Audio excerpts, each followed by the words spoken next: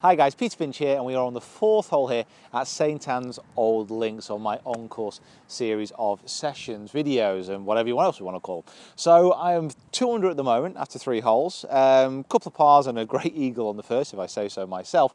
And this hole is a toughie. Now we're off the kind of yellow winter tees here, so it's a lot shorter in distance, but it's still a good 420 yards. And the pin is all the way back in the right-hand corner, and it's kind of a sweeping dogleg off to the right hand side. Now the wind here is helping and it's off the left. So what we're going to do is we're going to focus on hitting a high, low spin, launching drive, which when it bounds down this fairway, because the wind is going in that direction, it should absolutely fly. Now a lot of this is about setup, but it's also a little bit of a tweak to how you might swing normally. Now what I'm going to do here, as you can see, I've teed the ball up much higher than normal, so it's more than half the ball which is appearing over the top edge of the driver. This is because I want to be hitting up on this driver. I want my hips to be turning, I want my weight to be going this way, but I want to be hitting up as much as I can. The reason for this is the more you hit up, the higher launch you will get. And because this wind is down and off the left, that launch should equal more distance. Also, I'm going to change my setup here because I'm going to be going to the left and then going it this way, moving it that way in the air with the wind. I also need to change my setup. Now, to hit that high launching drive, there's a couple of things you want to be changing first of all within your setup. Now, ball position needs to be just inside that left heel again, because the further left it goes, the more you're going to be coming out to in. The further back it goes, the more you're going to be coming in to out. So you don't really want to change ball position when you're trying to get a high launching drive. When you're trying to get it really low, you can move it back more, certainly, but really you want to be keeping it inside the left heel. You don't want to be moving it any further forward and back when you're hitting a high launching drive. But you do want to be changing your body position. Now by that what I mean is I'm going to be setting myself up to the left hand side here, ball position just inside my left heel. Camera angle's not perfect here, but the ball position's inside the left heel from where I'm aiming. And then what I'm going to do is I'm going to add in more spine tilt off to the right hand side. Now what that's going to allow me to do is hit up on the ball much more. The more you tilt your sternum behind the ball, the more you're able to hit up on the shot. If it goes very extreme and the right shoulder's down, you're not going to be able to transfer weight and it will lead to inconsistent results. But by adding in more spine tilt, by putting the sternum further behind the ball, you're going to be able to hit up a lot more. Now also on this, I'm going to be increasing my swing speed. That means more shoulder turn on the way back, and I'm going to try and move my hips very quick on the way through. But the key to this is to feel like you're staying behind the ball and you're hitting up on the shot. Now normally with most tee shots, with any real shot, you want to be moving through, transferring your weight and feeling like all your weight is on your left side. But for this specialist shot, if you actually swing through, yes, move, transfer, but as you come through, try and feel like you've got a little bit more spine tilt still away from the target. And that's going to ensure that you're trying to launch it as high as possible.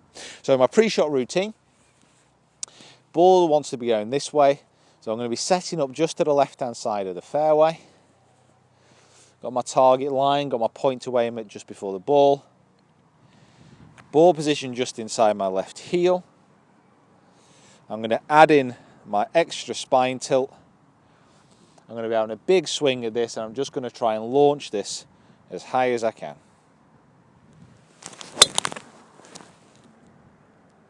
That is absolutely massive.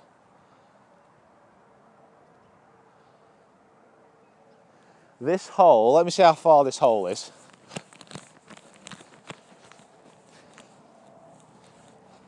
So from where I've hit my tee shot here, it's about 400 yards. Let's see how far I've got in on my next one. I smashed that. Did you see, guys, how I was kind of staying back through that, just trying to launch it up in the air? It went so much higher than my tee shots normally do. But because this wind is down and off the left, that has carried for miles. Let's go and see how far away I am off this green. I think I won't be on the green, but I'll tell you what, it's going to be a short second. Okay, so after that drive, I've only got kind of 70 yards in, so it's a good 330 yard drive. And with the rain yesterday as well, not massive amount of run today, I'm pretty damn happy with that. So we might as well carry on this hole because I've already kind of spoken about wedge distance approaches. So what I'm going to do here is I've got my kind of distances down for pretty much a half kind of sand wedge swing, nice and soft. Should pitch that about 60, I think, with these conditions. Now, with the wind kind of down and off the left, I should be able to pitch it around the middle of the green and hopefully it should release out, but it's a little bit difficult to tell what's going to happen at the moment. Because the greens are soft after yesterday, but we'll see. Just in the centre, half swing.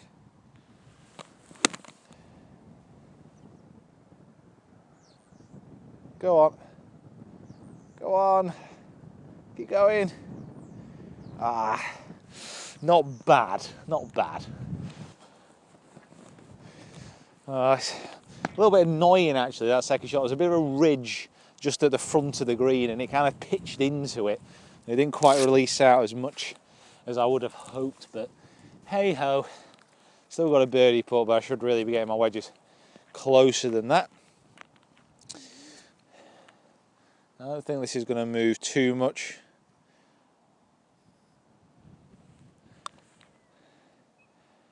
Hold that line. Well, it was holding it and then it went that way a little bit. Oh well, another par. Still a couple under. And we're going to have one more hole, guys, where we play a par 5 all in one go. So guys, thank you so much for watching. Please subscribe to the channel if you haven't already. Hopefully you're enjoying these kind of on-course kind of lessons that we're doing here. Please comment below, let me know what you think. Right guys, thanks for watching. We'll see you down here next time for a full par 5.